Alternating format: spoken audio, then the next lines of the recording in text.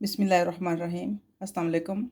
सबसे पहले मेरे तमाम सुनने वालों को ईद मुबारक। आप देख रहे हैं यूनिक फूड सीक्रेट। तो इसके लिए आज मैं तैयारी करूंगी ईद स्पेशल लंच की। आइए शुरू करते हैं, आप भी मेरे साथ साथ शुरू हो जाएं। इसके लिए मैंने मटन पुलाव बनाने के पहले मैंने तैयारी की है। तो उसके लिए मैंने गोश्त को मैरिनेट करके रख दिया था 2 घंटे के लिए। तो साथ ही मैंने दूसरा मटन ले लिया है नॉर्मल मटन करी बनाने के लिए।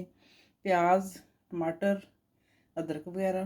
तो बाकी मसाला जात मैं साथ साथ बताऊँगी आपको, क्योंकि आज ज़्यादा लंबा काम है। रोस्ट भी साथ ही बनेगा, पुलाव भी, मटन करी भी साथ ही बनेगा। तो इसके लिए आपको मेरे साथ साथ रहना होगा। मटन पुलाव के लिए जो गोश्त मैंने मैरिनेट किया हुआ था उसको मैंने फुल फ्लेम पे तो नहीं लेकिन मीडियम फ्लेम पे गलने के लिए रख दूँगी और उसके साथ बाकी मैं काम शुरू करूँगी। टमाटर, लहसुन, अदरक, प्याज का मैं पेस्ट बना लूँगी। तो उसके साथ फिर मैं इसका स्टार्ट करूँगी मटन करी के लिए काम। पेस्ट मेरा रेडी हो चुका है, इसमें मैं डाल दूँगी। साथ ही नमक, मिर्च, हल्दी पाउडर, ज़ीरा, मिक्स मसाला, आपके पास जो भी अवेलेबल हो वो इसमें आप ऐड कर सकते हैं।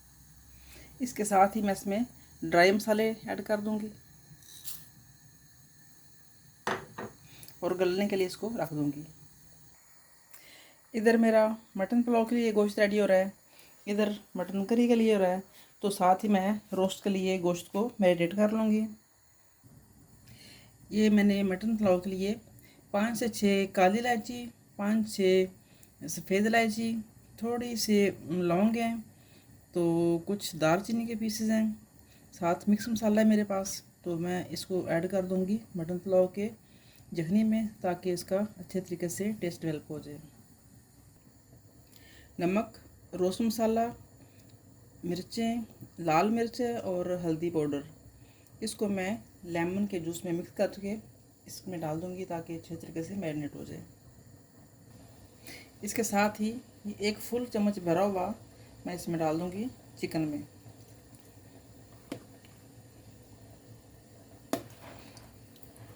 तमाम मसाला इसमें अच्छे तरीके से बस जाएगा। तो इसके बाद मैं इसकी भी तैयारी साथ शुरू कर दूँगी। इसको आप यूँ भी देख लें कि एक अगर दावत करनी है तो आपने साथ काम करना है, तो आप ऐसे मैनेज कर सकती हैं। अब इस स्टेज पे जब हमारा गोश्त गल चुकेगा तो आप अपने काम को थोड़ा स्टॉप कर सकते हैं। इन केस आपके मेहमान आने हैं तो आप अपने काम को यहाँ पे स्टॉप कर सकते हैं। जब मेहमान आ जाएं चाय वगैरह दे दें, तो साथ में अगर आपके पास कोई हेल्पर है तो इसको वो कंटिन्यू कर सकता है, वरना आप इसको ही आगे ले जा सकते हैं। लेकिन आपका ऑलमोस्ट 1/3 का काम जो है वो ख़त्म हो जाएगा। आगे इसका ये थोड़ा वाइंड अप हो जाएगा, चावल वगैरह डालने हैं, गोश्त को थोड़ा रेडी करना है, पानी डालना है, वरना जो मेन काम है आपका यहीं पे आपका ऑलमोस्ट ख़त्म हो जाएगा। ये वाले काम जो आप हैं अर्ली मॉर्निंग में कर सकते हैं। अगर आपके पास गेस्ट आने हैं, कोई दावत है, तो आप अर्ली मॉर्निंग काम कर सकते हैं। तो अर्ली मॉर्निंग में आप इतना काम करके स्टॉप करके चीज़ को, तो दूसरा काम कर लें जब मेहमानों की आने का टाइम हो। इन केस अगर आपके पास हेल्पर नहीं है तो आप उसको फिर कंटिन्यू कर लें। इधर पैन की मेरे पास स्पेस कम थी, उधर बड़े तीले मेरे पास पड़े हुए हैं, तो फिर छोटे पैन में मैंने पानी डाल के सोचा कि चिकन की भी साथ तैयारी कर लूँ।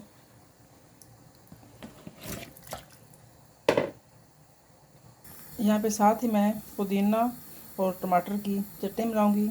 ये स्पेशल चटनी होगी, इसको भी मैं स्टेप वाइज आपके साथ शेयर करूंगी।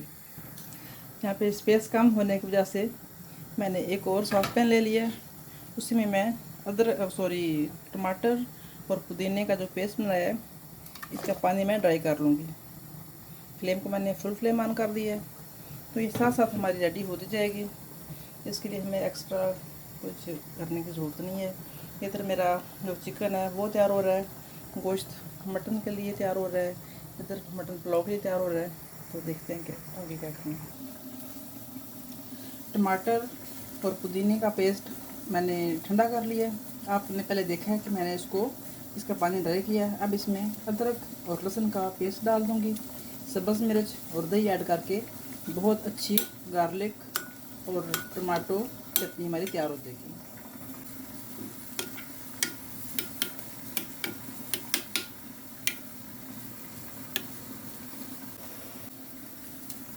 जी वेलकम बैक। गोश्त मेरा गल चुका है। इसको अभी मैं अच्छे तरीके से भून लूँगी। साथ में मेरी जो गार्लिक चटनी है पुदीने के साथ स्पेशल वो भी तैयार है। जो चिकन है वो मेरा फ्राई करने के लिए बिल्कुल रेडी है। इसको मैं रेडी करूँगी जब सर्विंग का टाइम होगा।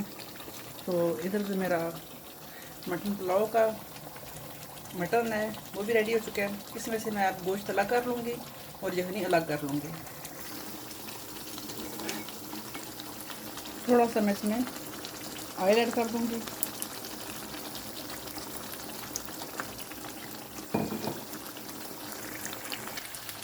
अल्हम्दुलिल्लाह गोश्त मेरा बिल्कुल तैयार हो चुका है। अब मैं इसमें थोड़ा सा पानी लगा के दम दे दूँगी ताकि थोड़ी सी करी बन जाए इसमें।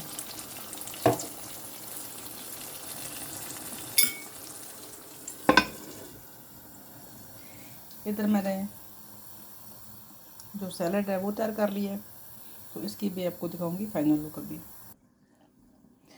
Welcome back. मटन करी मेरा बिल्कुल परफेक्ट रेडी हो चुका है, लेकिन जो मटन पुलाव है इसको भी मैंने स्टॉप कर दिया है। ये मैं उसी वक्त अब कंटिन्यू करूँगी जब मैंने सर्विंग करनी है, और जो चिकन रोस्ट है वो भी मैं उसी वक्त बनाऊँगी जब सर्विंग का टाइम करीब आएगा।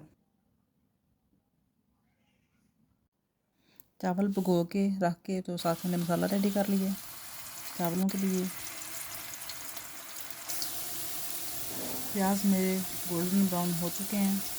अब मैं इसमें जो मेरा मटन है वो ऐड कर दूँगी और इसको 5-6 मिनट के लिए अच्छे तरीके से इसमें फ्राई करूँगी। यहाँ पे साथ मैंने चावल बनाने शुरू कर लिए हैं। मटन मैंने डाल दिया। मैंने 5 गिलास चावल लिए हैं और इसमें तकरीबन 7 गिलास पानी डालूँगी।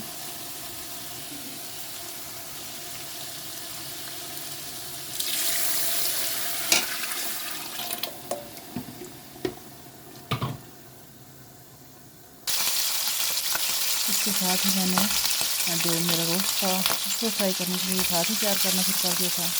तो चावल मेरे उस साइड पे तैयार हो गए हैं, पानी मैंने डाल दिया। तो उसके साथ ही मैंने चिकन को फ्राई करना शुरू कर दिया।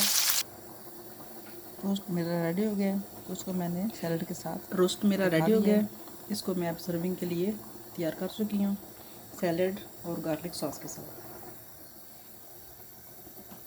चावल मैं अब इसमें ऐड कर दूंगी। पानी मेरा बहुत अच्छे तरीके से उबल चुका है। दम मैंने इसको लगा दिया है तकरीबन 20 मिनट के लिए। चावल मेरे रेडी हो चुके हैं। उम्मीद है कि आपको मेरी ये ईद स्पेशल रेसिपी पसंद आएगी। कुकिंग मैंने सारी मुकम्मल आपको लाइव दिखा दी है। तो साथ साथ सर्विंग भी चल रही थी, साथ साथ कुकिंग भी हो रही थी। तो इसके साथ ही मैं आपसे इजाज़त चाहूँगी। अल्लाह हाफिज़।